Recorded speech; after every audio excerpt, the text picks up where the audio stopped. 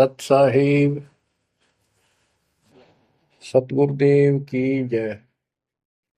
बंदी छोड़ कबीर साहिब जी की जय। बंदी छोड़ गरीबदास जी महाराज जी की जय। स्वामी राम देवानंद जी गुरु महाराज जी की जय हो।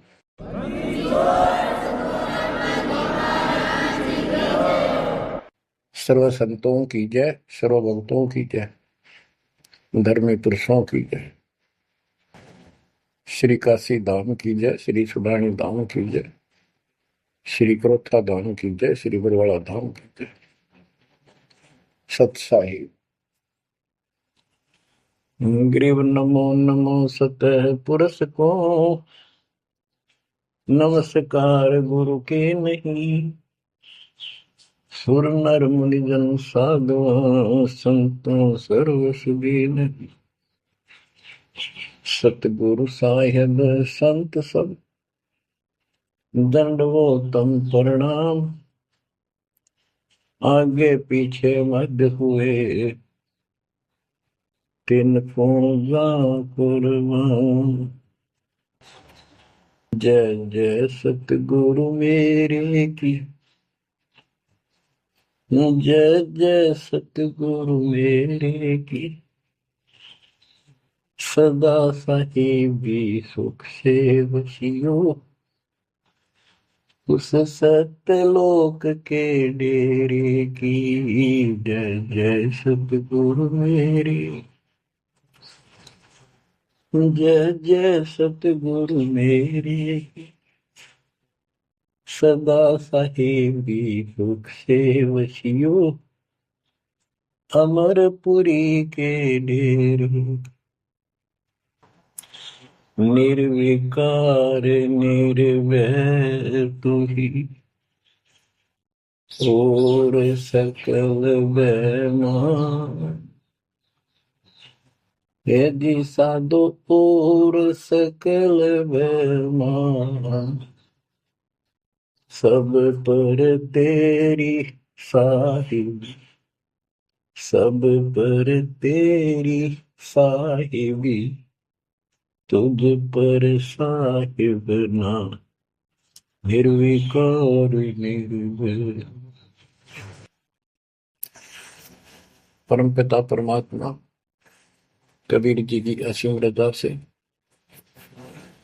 मेरे गुरुदेव जी के आशीर्वाद से आज विश्व के मानव को अपने निज घर का ज्ञान हुआ। सब सदग्रंथों का सार परमात्मा के द्वारा बताया अध्यात्म ज्ञान प्राप्त हुआ। ये जन्म और मरण प्रत्येक देशवर की योनियों में, शरीरों में कष्ट क्यों, दुर्गति क्यों हो रही है, इसका ज्ञान हुआ। और आपको ये भी ज्ञान हुआ हमारा भगवान कौन है। आपको ये भी जानकारी हुई कि यहाँ से छुटकारा होगा कैसे। ये सब ज्ञान सतगुरु से होता है। तो दास जब भी मालिक को याद करता है तो अपने गुरु जी के एक एक वचन जो मुख्य तौर पर सुनाए गए थे तुरंत आत्मा में लगते हैं जाके, और उनकी विशेष याद बनती है। और कबीर जी की ये बातें याद आती है। अमरवाणी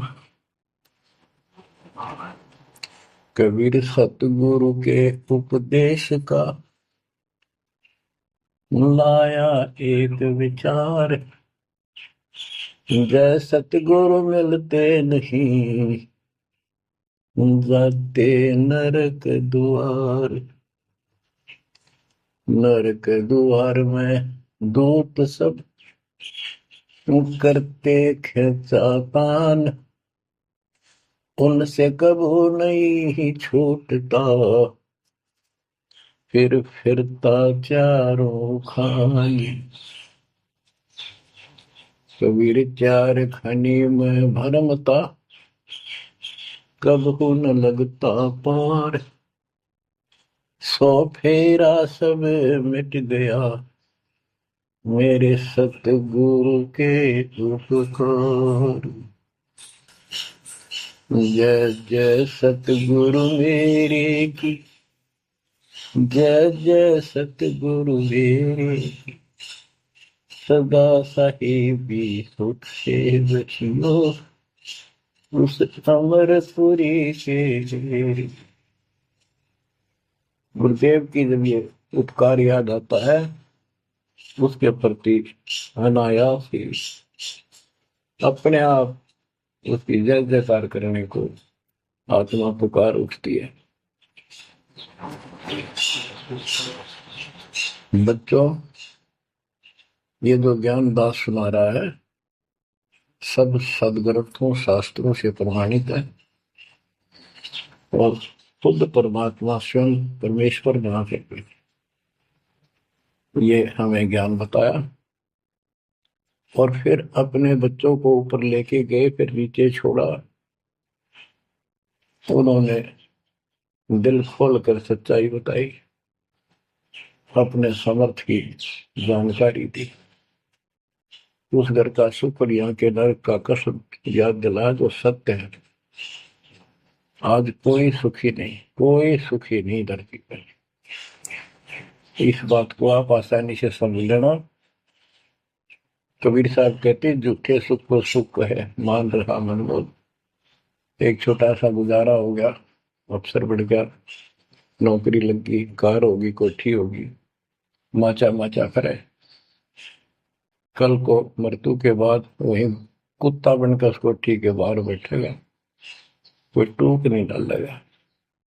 ये कष्ट याद रखो जब ये भक्ति बनेगी। वैसे भक्ति हो ही नहीं सकती, क्योंकि मनुष्य जीवन के अंदर इतनी राहत मालिक देता है, उसको वो सुविधा खूब मिलती है। जैसे बच्चे स्कूल जाते हैं, पढ़ाई करते हैं, तो माता पिता उनको पूरी सुविधा देते हैं, अपनी स्थिति से बढ़कर, अपनी औकात से भी ज्यादा उन बच्चों पर खर्च करते हैं। और वो बच्चे पढ़ाई ना करके उन पैसों का दुरुपयोग करते हैं, समय का दुरुपयोग करते हैं कि तो बकवाद करें, फिल्म देखें या खेल में बढ़े रहे, तो अंत में वो फेल होकर के मजदूर लगते हैं। दास हरियाणा की इरिगेशन डिपार्टमेंट के अंदर सिंचाई विभाग में यानी जूनियर इंजीनियर की पोस्ट पे था, तो वहां काम चल रहा था, हम खड़े थे, मजदूर भी थे। हमारा माइनर इरिगेशन का काम था। एक रोड का निर्माण हो रहा था, वहीं पर रोड के निर्माण पर मजदूर वहीं थे। हमारा भी काम उनके पुल बनाकर पार करना था, उस सड़क को निकाल के। वहीं खड़े थे, उनका एक्शन आया और फिर वो चला गया अपना देख दाख के। उस एक्शन के जाने के बाद एक मजदूर कहता है, ये मेरा क्लास फेलो था, मेरा सहपाठी था, मैं बकवादों में बड़ा रहा, पढ़ा नहीं, खेलने जाता, बीच में स्कूल छोड़कर बाहर भाग जाते और मैं फेल हो गया, ये पास हो गया। देखा जिसकी किसी मोह है, गाड़ी में चलता है, बढ़िया कोठी बना ली है, और मेरे बच्चे वही रेत में पड़े हैं। यूं कहते हैं आंखों में पानी आ गया। कबीर साहब कहते हैं, अच्छे दिन पाछे गए, गुरु से किया ना हित, अब पछतावा के करे, चिड़िया चुगी खेत। इसी प्रकार बच्चों, आज आप इस परमात्मा के कॉलेज में, स्कूल में, यदि आप ठीक से नहीं पढ़ोगे, नहीं सत्संग सुनोगे, सेवा नहीं करोगे, दान नहीं करोगे, मर्यादा का पालन नहीं करोगे, फिर ऐसे रहोगे। कबीर साहब कहते हैं, हिड़की दे दे रोवेगी सुरता जब तुम चलेगी अकेली। हे आत्मा, जिस परिवार को और जिस ठाठ बाट को, जिस राज को, जिस पद को देख कर आज जो भगवान याद नहीं आता, नालायक, यू तेरे साथ नहीं जाएगा। जिस दिन यम के दूध घसीट के ले जाएगी, टक्कर मारेगी इधर उधर, डड्डा होगी बुरी तरह, तरीको नहीं सुनेगी। खिड़की दे दे रोगी सुरता जब तू चल लेगी अकेली, आंख खोल दे। बच्चों ये साफ बातें हैं, कति स्पष्ट है, 100% सत्य है, 200%, 1000% सत्य है। फिर यह आत्मा क्यों ना मानती, यो मन ना मानने देता, तो यो मनाना पड़ेगा। अब इसका तरीका यही है, सत्संग सुनो, मनन किया करो, थोड़ी देर बैठ कर सोचा करो। यो नहीं बस सत्संग सुन रहे बस बंद हुआ फ्रॉड बातें, वो करूंगा वो करूंगा, कर तो सारा लो। उसके अंदर भी परमात्मा मदद करेगा, तुम्हें लाभ मिलेगा ना। कति सिर पटक लियो, कोई राहत नहीं मिलेगी। अगर यूं सेठ बनते हो तो सारे बन जाते, सारे बाजे बाजे, फिर पल्ला कुछ भी को नहीं। बच्चों आंख खोल लो बस। मैं तो आखिरी सांस तक ये बोलूंगा, क्योंकि मेरे अंदर तो ये फीड कर दिया मेरे दाता ने, मेरा कर्तव्य बना दिया। मैं अपने कर्तव्य पर उनको बोलूं नहीं। आगे आपकी किस्मत, आपके कर्म, आप कितना इसके ऊपर खरे उतरोगे, कितना इसको फॉलो करोगे। मुगरी न्योली नाद सुभान गति, लड़े भुजंग हमेश, जड़ी जान नाम जगदीश है, विष नहीं व्यापशेष। एक वाणी में कितना गजल का ज्ञान भर दिया। न्योल नाद सुभान गति, लड़े भुजंग हमेश, जड़ी जानो जगदीश का नाम है, नाम जगदीश है, विष नहीं व्यापशेष। एक छोटा सा जानवर होता है, गिलहरी से थोड़ा बड़ा, न्योल, नेवला। और सांप कितना बड़ा होता है, चाहे कितना बड़ा सांप हो, ताकतवर हो, न्योला उसको मार देता है, उसको पराजित कर देता है। कैसे करता है, उसको पता होता है। वो सर्प को उस समय छेड़ता जब आस पास कोई वो बूटी होती है, कोई औषधि का पौधा होता है, उसमें से सुगंध श्वास के द्वारा भर के लाता अपने फेफड़ों, और सर्प के सम्मुख होकर उसको छोड़ देता है।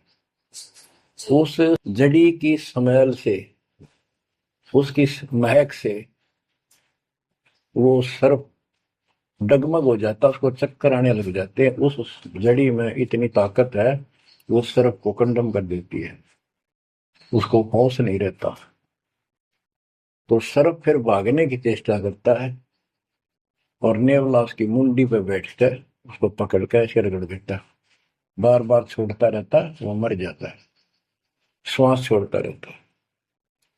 तो बच्चों, यहाँ परमात्मा के ज्ञान को, परमात्मा की शक्ति और इस नाम की महिमा को परम पूज्य आदरणीय संत गरीबदास जी महाराज किस प्रकार डिफाइन करते हैं।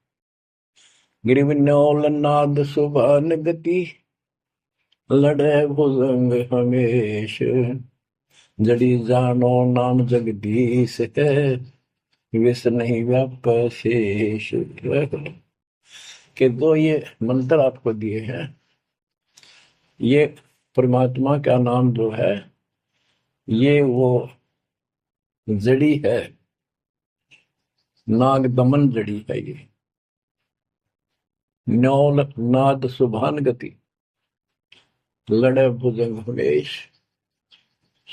कि न्योला अपने से कई गुणे ताकतवर सर्प के साथ उस जड़ी की ताकत से लड़ता है, उसको भगा देता है, मार देता है। तो ऐसे ही सतनाम, जो सच्चा नाम को मिले हैं, प्रथम, द्वितीय और सारनाम, ये समझो यह जड़ी है। इन भूत प्रेत और अन्य देवी देवता पितर पुत्र की तो बात छोड़ो, मेरे भूत तो छोड़ो, इनकी तो गल्ला छोड़ो। अगर काल भी आ जाए ना, विष्णु व्याप शेष, शेष नाग तो सुप्त ताकतवर आधार पुनः के, कि इतना ताकतवर काल है। आप इस मंत्र विधि से लिए हुए मंत्र को, जैसे जिसका नामकरण होगा उससे कोई असर नहीं होने का। मर्यादित भगत बेटा या बेटी, और कोई भी आपत्ति आती है, यम के दूत कोई कष्ट देना चाहते हैं, एक बार सिमरण करो इस सब नाम का, कहते विष नहीं व्यापै से इस काल भी मुरझा जाएगा, केरी नाम कबीर है विषम काल गजराज, दादू भजन प्रताप से सुनकर बाजेगा आज। तो बच्चों इन बातों को ध्यान से रखो, याद रखो। आप इतने सुरक्षित हो गए हो, जैसे हाथी पर बैठा दिया जाए तो कुत्ता उसको कोई हानि नहीं कर सकता। तो स्वान हाथी के असवार को स्वान काल में खाए, हाथी पर बैठा आप हो, आप इतने परमात्मा की शरण में आ गए थे, इतने सुरक्षित हो गए, उसकी रेंज से पहुंच से इतनी दूर हो गए काल से, जैसे कुत्ता हाथी पर बैठे व्यक्ति को कोई हानि नहीं कर सकता।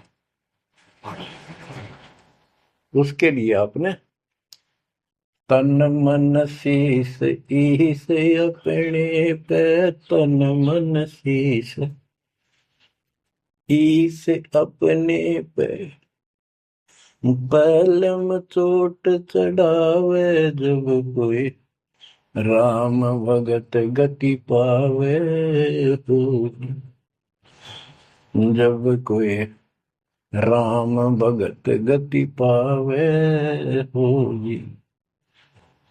लोक लाज मर्याद जगत की, तन ज्यों तोड़ बगावे, अष्ट सिद्धि की अटक न माने, आगे कदम बढ़ावे, जब कोई राम भगत गति पावे हो जी, जब कोई राम भगत गति पावे तो।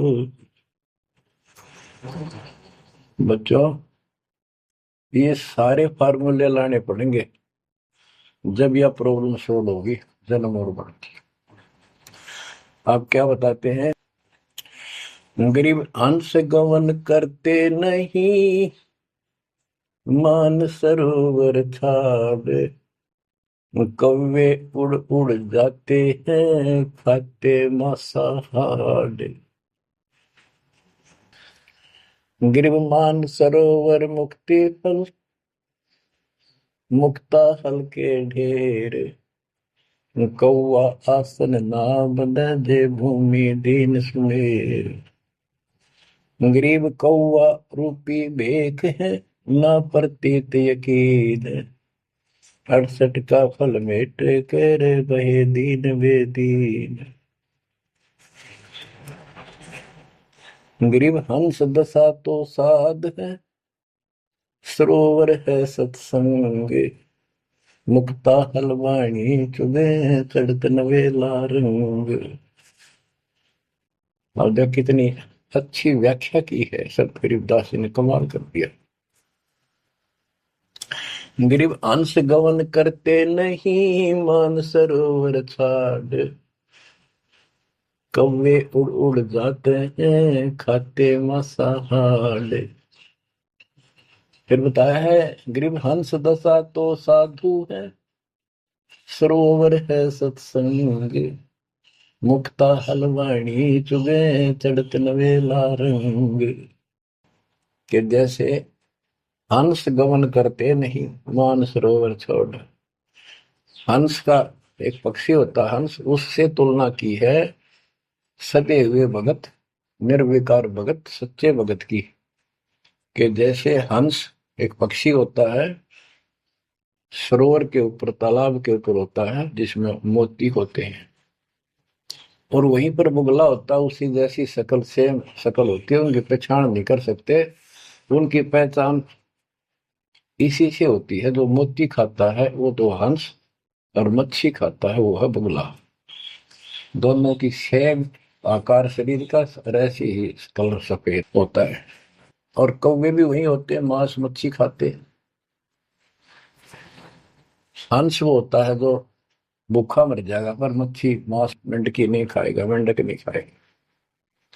इसी प्रकार भगत वो होता है अपने धर्म कर्म पर रहेगा, बकवाद नहीं करेगा चाहे कुछ भी हो। तो हंस गमन करते नहीं, मान सरोवर छाड़। सरोवर तो सत्संग है, इस सत्संग को सरोवर मानो, तालाब, टैंक, और भगत हंस है। ये इसको छोड़कर जाते नहीं, यानी परमात्मा की भक्ति त्यागते नहीं। और कौवे उड़ उड़ जाते हैं। जो कौवे जैसे विचारों के स्वभाव के व्यक्ति होते हैं, वो बकवाद करने बिना टेके नहीं। उनको कितनी सुविधा मिल जाए आश्रम में, वो अपने गंदे कर्म बिना टेक नहीं सकते। उनका स्वभाव इतना बिगड़ गया। तो यहाँ कहते हैं, गरीब हंस गवन करते नहीं, मान सरोवर छोड़े, कौवे उड़ उड़ जाते हैं, खाते मांसाहार। यानी बकवाद विकारी लोग सत्संग नहीं टिकते, छोड़कर चले जाते सत्संग। और हंस दशा तो साधु है, भगत है सच्चे, और सरोवर है सत्संग, मुक्ता हल वाणी चुगे। ये अमृत वाणी रूपी मोती खाते हैं, फिर चलत नवेला रह गए। इस ज्ञान को सुनकर आत्मा में और कसक पैदा होती है, तड़प पैदा होती है भगवान की तरफ, और ज्यादा लगन लगती है। मुक्ता हल वाणी चुगे, ये मुक्ति मुक्त होने की मोती रूपी वाणी चुगते हैं, खाते हैं, सुनते हैं, आत्मा का आहार है। फिर चढ़त नवेला रंग, और अजब गजब आत्मा के अंदर इसका असर होता है, प्रभाव पड़ता है। फिर वो बताते हैं, गरीब कोट वर्ष करे साधों की, पत्थर का जल में क्या भीजे, चंदन बन में रंग लागे, एक बांस बिटन भी ना सीधे। परमात्मा गरीबदास जी कितना प्यारी व्याख्या करते हैं कि कोटि वर्ष करे संगत संतों की, सतगुरु की, पत्थर का जल में के भीजे। पत्थर को पानी में डाल दो कितने में, और 100 वर्ष के बाद निकाल लो, उसका कभी असर नहीं। उसको एक दूसरे एक साथ बिठा दो, जब आगे निकलेंगी चिंगारी पाटेगी, जबकि पानी से तो सब नरम हो जाते हैं। इसी प्रकार बताया है कि जो निकम्मी आत्मा है, पत्थर हो चुके हैं काल के बकवाद कर करके, वो सत्संग में कितने दिन रहो, उनका कभी असर नहीं हो, उन बकवाद करनी ही करनी। गरीब कोट वर्ष करो संगत साधुओं की, पत्थर का जल में क्या बीजे, और चंदन बन में रंग ला दे, एक बांस बिटन भी ना सीधे। चंदन का एक पेड़ होता है, उसमें से समय निकलती है, बहुत सुंदर गुड समय। और आसपास के जितने पेड़ उसके पास होते हैं, उनको भी उनकी स्मेल से उनमें भी स्मेल आनी शुरू हो जाती है। अगर उसको काट दिया जाता है दूसरे वृक्ष को, उसकी लकड़ी कहीं ले जाते हैं बाहर, तो उसमें स्मेल आती है, लोग चंदन समझते हैं। और कुछ नकली व्यापारी उनको चंदन के रूप में बेचते भी हैं। कहने का भाव ये है कि सतगुरु के पास रहने से, सत्संग सुनने से अच्छी आत्माओं का तो असर पक्का होगा। लेकिन बांस बिटम भी ना सीधे। बांस का जो होता है पेड़, एक जैसा बांस देखा आपने, ये पेड़ होता है इसका, लंबे लंबे होते हैं, इस पे चंदन का कोई असर नहीं होता। तो जो बांस जैसे कट्टर इंसान है, जिनकी आत्मा गिर चुकी है, मर चुकी है, पूर्ण पे इनका असर नहीं होता। वो ऐसे लोग हैं, संगत माई कुसंगत उपजा, जैसे बन में बांस, आपा किसके आग लगावे कर बनखंड का विनाश। अब क्या बताते हैं, जो सत्संग में आकर भी बकवादी है और उनका असर नहीं हो रहा, वही कर्म बकवादों वाले करते हैं, नाम तोड़ रहे हैं, सार नाम लेकर भी बकवाद करते हैं। बच्चों, आप सुन रहे हो अमृत वचन, अमर ज्ञान। अब जैसे कई भक्त हैं, लिखे ऐसे हैं जैसे बहुत बड़े भगत है, बहुत निकट रहते हैं हमारे, और अंत में उनके कर्म इसे गद्दे पावे, हम सोच भी नहीं सकते। तो ये गलतियां हैं, इनको सुधारना पड़ेगा अपने। भाई और बात तेरे काम न आवे, संतों शरण लाग रे, मुके सोवग पलत में बंदे, जाग जाग नर जाग रे, जाग जाग नर जाग, उठ सवेरे हुक्कावर लिया, के जाग्या नर भाग रे, शुक्रम किया ना करी रे बंदगी, फुटे तेरे भाग रे, वो फुटे तेरे भाग रे। इस तन सराय में जीव मुसाफिर, करता रहे दिमाग रे, रात बसेरा कर ले डेरा, चले सवेरा त्याग रे, चले सवेरा त्याग रे। बगैर सच्चे ज्ञान के इंसान सारे जीवन में अपनी मनमुखी अटपट कर यूं कर दूंगा, वो कर दूंगा, कोठी बना दूंगा, उसने ऐसे ठग लूंगा, ये ऐसे कमा लूंगा, यहाँ जमीन इतनी सस्ती मिला है, ऐसे कर लूंगा, कर ले। लेकिन भक्ति भी तो साथ कर ले। बरकत तो दाता ने देनी है, कर्म तो ज्यादा मिले नहीं, कितनी कोशिश कर लो। कर्म से अधिक लेना है तो धनी की शरण माना होगा। इस परमात्मा कबीर जी के हाथ में वो कलम है जो पाप कर्म को काट के शुभ कर्म लिख देता है। आपके भाग बना है उसको भी लिख देता है, आपके संस्कार ठीक कर देता है। इस तन सराय में जीव मुसाफिर, करता रहे दिमाग रे, रात बसेरा कर ले डेरा, चले सवेरा त्याग रे, चले सवेरा त्याग रे। ये जीवन आपका एक सोच लो स्वप्न है, और यह नींद जब खुलेगी, मृत्यु होगी जब आंख खुलेंगी, जब यह नींद टूटेगी सवेरा होगा, कुछ ही नहीं पाओगा उस बात में। एक भगत बता रहा था, नाम लेने से पहले मैं रिक्शा चलाया करता हूँ, ने कल्पना हुई गाड़ी लूंगा और न खूब टी करके चलाया करूंगा।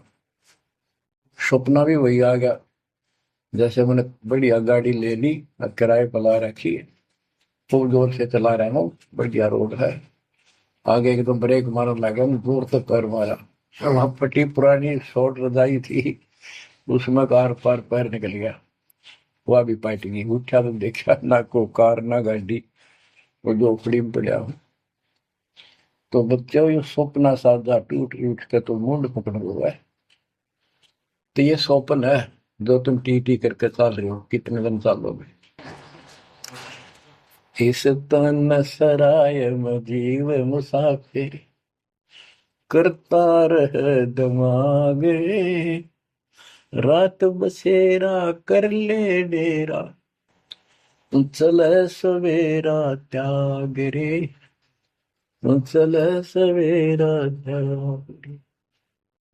घूमता चोला बनियान मोड़ना, लगे दाग पे दाग रे, दो दिन की गुजरान जगत में, क्यों जड़े बरानी आग रे, क्यों जड़े बरानी आग रे। कुबद का चढ़ी चढ़गी चित पे, तू होया मनुष्य नाग रे। यानी जिसका जितना सामर्थ्य है, जब तक इसको ज्ञान नहीं है, कोई न कोई ऐसा दुख दे रखेगा दूसरे को, ताकतवर है वचन से ऐसी गलत बात कह देगा, वो निर्बल दुर्बल ऐसा है व्यक्ति की आत्मा रोती रह जाएगी, या किसी को लूट लेगा। बड़ा अफसर है, ऐसी कलम चला देगा, मरो से जियो। कोई अन्यायी जज है, न्याय कर देगा, मरो से जियो। तो यह कहते हैं, कुबद का चढ़ी चढ़गी चित पे, तू होया मनुष्य नाग रे। आदमी से नाग बढ़ गया, नाग है। जैसे दुर्वासा ने श्राप दे दिया है, 56 करोड़ या 2 मर गए। चुनो कृषि ने तपस्या करी थी, या खाक तपस्या थी, तो इसे जड़े हुए ढोयर जो आम व्यक्ति है, जो भक्ति नहीं करता, कुछ पद प्राप्त है, ये ताकत है गांव में या शहर में या राज का हिस्सा है, उसको कह रहे हैं गरीबदास जी। को बद कहाँ चढ़ी चढ़गी चित पे, तू खोया मनुष्य नागरे, सुध नहीं सजन सुख सागर, बिना प्रेम बैराग रे, बिना प्रेम बैराग रे। हर्षो मरै सो हंस कहावे, कामी क्रोधी कागरे, बहुरा न भरम इस विष के वन में, चल बेगमपुर बागरे, चल बेगमपुर बागरे। शब्द सैन सतगुरु की पहचान, पाया अटल सुहागरे। शब्द सैन संकेत, शब्द सैन सतगुरु की पहचान, पाया अटल सुहागरे। नतानंद महबूब गुमानी, प्रगट पूर्ण भागरे, प्रगट पूर्ण भागरे। हर्ष उम्र सो हंस कहावे, मर्यादा में रह के जो भक्ति करता है वो हंस कहलाता है। और कामी क्रोधी कागरे, मोरा न भर में इस विष के गुण। हे आत्मा, जो तू ये नकली सुख लेता फिरता है बकवादों के, कितने शराब पी ली, कितने सुल्फा पी लिया, कितने कोठी के लालच में, कार के लालच में दुनिया को लूट रहा है, बकवास कर रहा है कि हर सुमर सो हंस को हावे, कामी क्रोधी कागरे, भंवरा ना भर में इस विष के बन। ये जहर का बन है, तेरे जीवन को नष्ट कर देंगे ये नकली सुख। फिर बताया कि शब्द सैन सतगुरु की पहचानी, अपने गुरुदेव का संकेत समझा, सैन इशारा। और इशारा समझना चाहिए भक्तों को, तो क्या हाल होगा, मरने के बाद दुर्गति हो जाएगी। 2 दिन का जीवन है, खा के ये इस माचे में आचे करो, ये है सैन। और हमने तो खोल के बता दी, समझदार को तो संकेत पर्याप्त होता है। शब्द सैन सतगुरु की पहचानी, पाया अटल सुहागरे। ये है तो कबीर साहब का शब्द, फिर भी चलो जैसा भी है। न तो आनंद महबूब गुवानी, प्रगटे पूर्ण भागरे। अब सतगुरु से बात शुरू हुई थी, मैं ये नित्यानंद जी भी कहते हैं कि मेरा महबूब सतगुरु गुमानी दास, मेरे कोई अच्छे भाग थे जो मुझे इनका मिलन हुआ। नित्यानंद महबूब गुमानी, प्रगटे पूर्ण भागरे। बच्चों, आप इन बातों पर ज्यादा ध्यान दिया करो जो सत्संग के अंदर बताई जाती है। जो सत्संग जो है ये एक टीचिंग है, टीचिंग। और बच्चे इस टीचिंग को सुनते हैं ध्यान से, इस पढ़ाई को ध्यान से सुनते हैं, इस पर अमल करते हैं, इसका अनुसरण करते हैं जो टीचर बताता है, क्योंकि टीचर सिलेबस से बताता है और सिलेबस से बताया हुआ जो भी ज्ञान है उसको स्टूडेंट्स ठीक से याद करते हैं, उसका अभ्यास करते हैं, तो जब परीक्षा होती है वे सफल होते हैं। अब ये आपकी जो क्लास लग रही है, ये उस कबीर भगवान की आप पर एक न्यारी रजा और है, अलग से हुई है। और समय अनुसार जहां भी आवश्यकता पड़ रही है, परमात्मा समय पर अपने बच्चों को उसी तरह वो सुविधा दे रहा। आप सत्संग के दौरान बहुत एकाग्र चित्त से सुना करो। ये समझो कि गुरु जी सामने खड़े हैं, देख रहे हैं। जैसे क्लास के अंदर टीचर खड़ा होता है, पढ़ा रहा होता है, प्रोफेसर पढ़ा रहा होता है, तो बच्चे बहुत सावधानी से और शिष्टाचार से एक एक बात को ध्यान से सुनते हैं।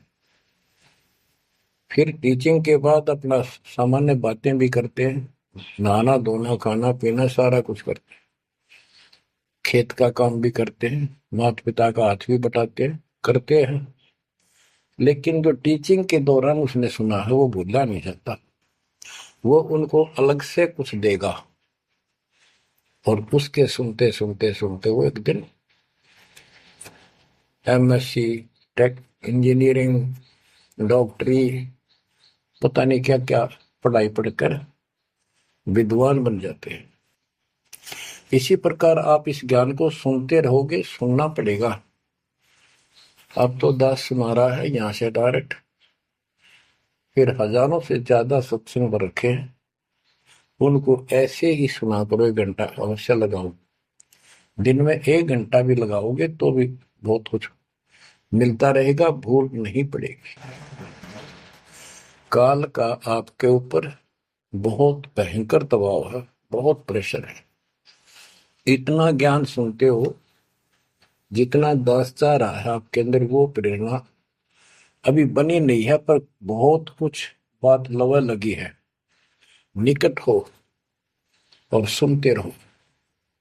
ये भी एक बहुत बड़ी बात है। आप 3 समय सुन रहे हो और ये समय निकालना भी मालिक की कृपा है ना। तो कल पता नहीं इस समय को कहाँ बिरान माटी में दुर्गति के अंदर लवा दे, कोई और समस्या खड़ी कर देगा, सारी टेंशन वही उस दिमाग वहां घूमता रहेगा, या कोई बीमारी हो जाएगी उस पर टेंशन, हॉस्पिटल में पड़े रहेंगे। तो ये परमात्मा की असीम रजा आपके ऊपर है, एक कलम तोड़ कृपा है। और ये बातें कहने सुन की नहीं, ये कर पाड़न की है। ध्यान दो, इस गंदे लोक की स्थिति से आपको पूर्ण रूप से परिचित करा दिया गया है। यहाँ एक पल का भरोसा नहीं, तुम क्यों आंख बंद करके बैठे हो इस गंदे लोक में, इसी व्यवस्था में उलझे रहोगे क्या? ठीक है, अपने निर्वाह के लिए करना पड़ेगा, करते रहो, पर भगवान की कसक दिल में अलग से रहनी चाहिए आपके।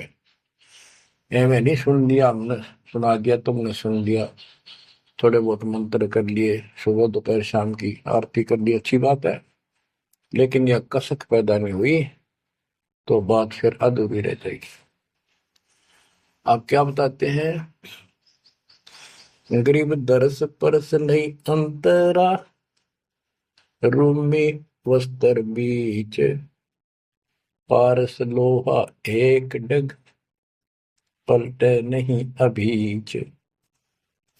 उदाहरण देते हैं कि जैसे कई भक्त ऊपर से इतने परम भगत दिखाई देते हैं और गुरु जी के कतीजा में बहुत निकट, बहुत पहुंचे, बहुत अच्छी आस्था वाले हैं, लेकिन इससे बात बनेगा नहीं जब तक दिल से नहीं चाहोगे गुरुदेव को और मालिक को।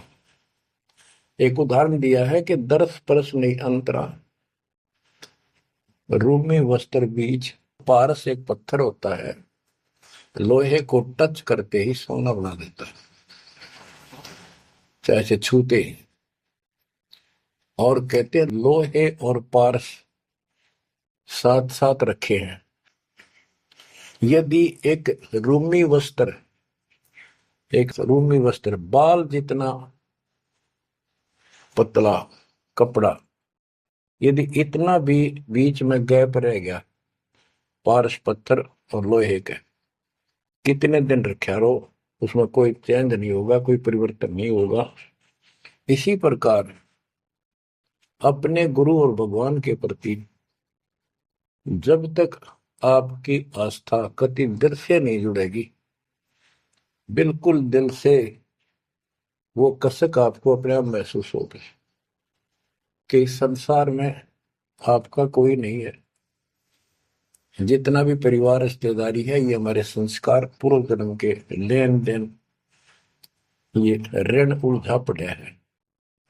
इस ऋण को भी अब दाता आसानी से सुलझाएगा, आपको पता भी नहीं लगने देगा, आपके संस्कार चेंज करेगा। आपके संस्कार बदल देगा। करेगा उसके तो दिल से जुड़ जाएगा। तन मन धन, मन कर्म वचन से मालिक पे समर्पित हो जाएगा। आपको प्रमाण देता हूं, जैसे बेटा है बेटी है, ये हमारे कुछ पिछले संस्कार कोई ऋण है। जैसे आजकल बेटी का विवाह करना पड़ता है, कितना खर्च होता है। आपको बताता हूँ, एक व्यक्ति कह रहा था, मैंने बोला मेरा 3 कन्या होगी और हमारे यहाँ तो बहुत खर्च करते हैं, ब्याह पता खर्च करें करें 10-20 लाख तो कम से कम है।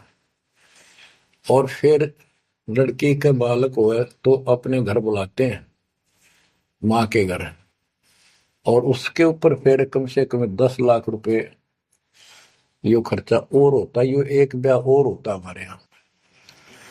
ये ऐसी परंपराएं हमने आप सिर पर धर रखी है। और भी दूसरे समाजों में देख लो, बहुत खर्चे होते हैं, और लड़की को हमने अपने आप बोझ बना रखा है। बच्चों, अब परमात्मा ने कैसी कृपा की है, दास ने मालिक का आदेश और गुण अवगुण सारे क्लियर कर दिए कि अभी ये ऐसा करने से ऐसा हानि, ये करने से ऐसे लाभ। अब जैसे उदाहरण दिया आपको बच्चों का विवाह करने के लिए, प्रारंभ के अंदर श्री देवी पुराण के अंदर लिखा है कि देवी ने अपने तीनों पुत्रों की शादी ऐसे सिंपल वे से की, वचन से। 3 पुत्री उत्पन्न की, 3 वो पुत्र पहले हो रहे थे, वो वचन से पैदा की, वो अपने संसारी क्रिया से पैदा किए थे। और तीनों को बुला बुला के कह दिया, ले बेटा यह तेरी पत्नी, ये तो उसका पति, जाओ अपना घर बसाओ। ना कोई बराती था, ना कोई बाती था, ना कोई कढ़ाई चढ़ाई, ना बाजे बजाए। ये बाद की बकवाद शुरू कर दी। संस्कार ऐसे जोड़ दिए जाते हैं। तो अब हम इसी तरह कर रहे हैं, और पता नहीं कई हजार बेटियों का विवाह ऐसे सिंपल वे से कर दिया। ये संस्कार बदल गए। ये लेन देन कर्ज मालिक ने कलम से काट दिया। और आप बच्चों ने भी इस बात को एहसास कर लिया कि सचमुच ये व्यर्थ की बकवाद है। एक पवित्र नाते को, बेटी को गऊ के साथ धन है बेटी, माँ बाप के रहेगी वहां कमावे, आगे जाएगी वहां उसको ऐसे सारे ताण कर रखे कुछ दिन तो, और कभी ना नहीं करती। तो ऐसी पवित्र आत्मा को अपने लेन देन कर्ज के कारण हमने दुश्मन बना रखी थी, पेट में मारने लगे गर्भ के अंदर। अब बेटी बोझ नहीं, परमात्मा की कृपा से तो ये संस्कार बदल गए। ये कलम से काट दिए दाता ने, वो लेन देन खत्म कर दिया आपने। अब हम भक्ति करेंगे। अब भी जो लोग भक्ति नहीं करेंगे, इन बकवादा में रहेंगे, मालिक ने इतने हल्के कर दिए, तो उनको भगवान कैसे पसंद करेगा। तो बच्चों, अब इस समय को संभालो और इस परमात्मा की समर्थता से परिचित हो जाओ।